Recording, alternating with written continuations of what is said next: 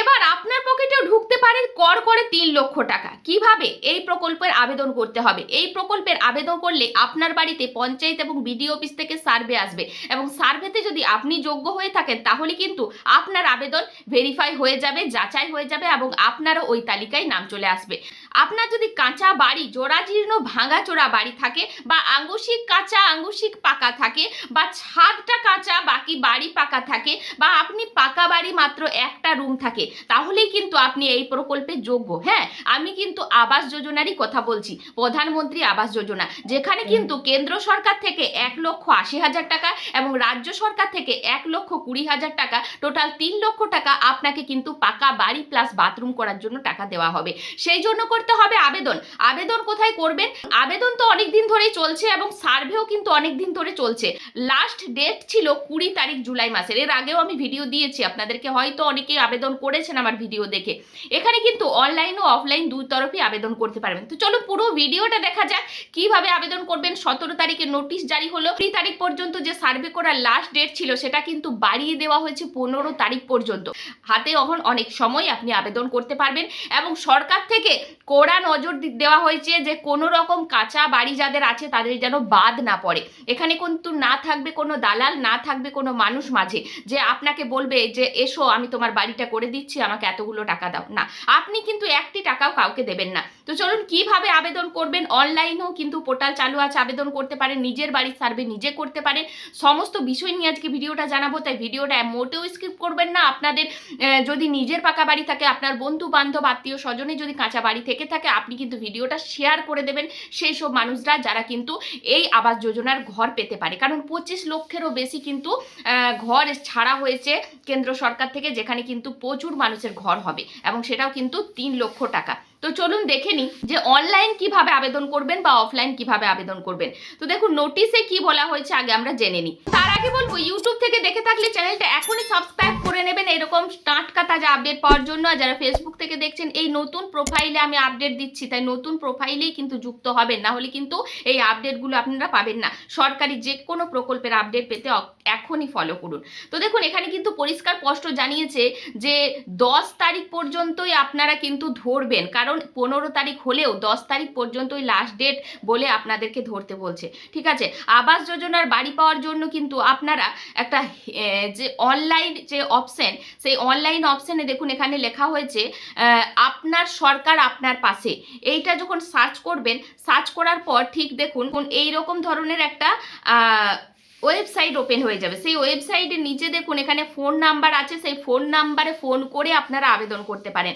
সেখানে ফোন করলে আপনাকে যাচাই করবে, আপনার ফোন নাম্বার নেবে, আপনার নাম, আপনার পিতার নাম, আপনার বাড়ি কোথায়, আপনার ঠিকানা কোথায়, সমস্ত বিষয় তারা জানবে, এবং তারপর আপনার বাড়িতে কিন্তু সার্ভে পাঠানো হবে।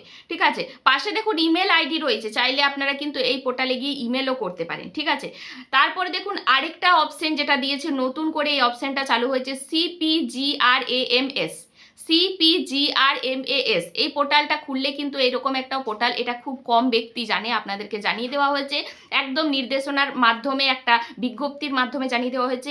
এই পোর্টালে গিয়েও কিন্তু আপনারা আপনাদের অ্যাপ্লিকেশন করতে পারেন, এখান থেকেও কিন্তু আপনারা আপনাদের সার্ভে করার জন্য আবেদন করতে পারেন। তাছাড়াও যারা এগুলো জানেন না, নিজের ফোনে বা নিজের কম্পিউটারে করতে পারবেন না, তাদেরকে বলবো আপনাদের এলাকার যে সাইবার ক্যাম্প আছে সেখানে গিয়েও আপনারা কিন্তু আবাস যোজনার অনলাইন আবেদন করতে পারবেন। তবে আপনার যে ডকুমেন্টস সেগুলো অবশ্যই নিয়ে যাবেন, job card, Aadhaar card, PAN card, voter card, ration card, plus কিন্তু আপনার বাড়ির ছবিও নিয়ে যেতে পারেন, বা আপনার জায়গা মানে আপনার বাড়ির জায়গা যেখানে আপনি বাড়িটা করবেন সেটার কিন্তু একটা ছবি নিয়ে যেতে পারেন। ঠিক আছে, এইগুলো নিয়ে যাবেন, আপনার নিজের স্বয়ং যাবেন, তারপর কিন্তু আবেদনটা করে আসবেন। তাছাড়া অফলাইনে কিভাবে আবেদন করবেন, আপনার পঞ্চায়েত, ব্লক, বিডিও অফিস, পৌরসভা বা আপনার এলাকার MLA MP-দের কাছে অ্যাপ্লিকেশন জমা দিয়ে, সাথে ডকুমেন্টস যেগুলো বলছি সেগুলো জেরক্স কপি জমা দিয়ে তাদের কাছে অ্যাপ্লিকেশন করতে পারেন। অতি দ্রুত কিন্তু এই কাজ চলছে, আর আপনার অ্যাপ্লিকেশন জমার অপেক্ষা, আপনি জমা করলেই কিন্তু আপনার সার্ভে শুরু হবে। কারণ প্রচুর বাড়ি ছাড়া হয়েছে। আর এই টাইমে কিন্তু আপনাদেরকে বারবার ভিডিওর মধ্যে জানাচ্ছি, কারণ যারা আমার কমেন্ট বক্সে কমেন্ট করছেন দিদিভাই কিভাবে আবেদন করব, কিভাবে, আপনাদেরকে কিন্তু প্রত্যেকটা পথ বলে দিলাম, সরকার থেকে জানিয়ে দেওয়া হয়েছে। এবং সরকার থেকে এটাও জানিয়ে দেওয়া হয়েছে সেই বিজ্ঞপ্তির মধ্যে যে কোনো রকম যাদের কাঁচা বাড়ি আছে, কোনো গরিব মানুষ যাতে এই বাড়ি থেকে, এই আবাস যোজনা থেকে বঞ্চিত না হয়, সেটা কিন্তু যেন অফিসাররা ভালো করে দেখে, ভালো করে খতিয়ে দেখে। সেই জন্য কিন্তু আপনার বাড়ির সার্ভে যদি এখনো না হয়ে থাকে তাহলে আপনাকে অ্যাপ্লিকেশন জমা দিয়ে আবেদন করতে হবে, বা আপনাকে এই অনলাইনের মাধ্যমে আবেদন করতে পারবেন, সার্ভে করাতে পারবেন নিজের বাড়ির। তো আপনার ডকুমেন্টস যেগুলো, জব কার্ড যাদের না আছে অবশ্যই পঞ্চায়েতে গিয়ে জব কার্ডটা করিয়ে নিন। জব কার্ড ছাড়া কিন্তু বাড়ি হবে না, তো জব কার্ডটা অবশ্যই মাস্ট করিয়ে নেবেন। কাউকে টাকা দেবেন না, কোনো দালালের হাতে পড়বেন না, কোনো ভুয়ো তথ্যতে কান দেবেন না।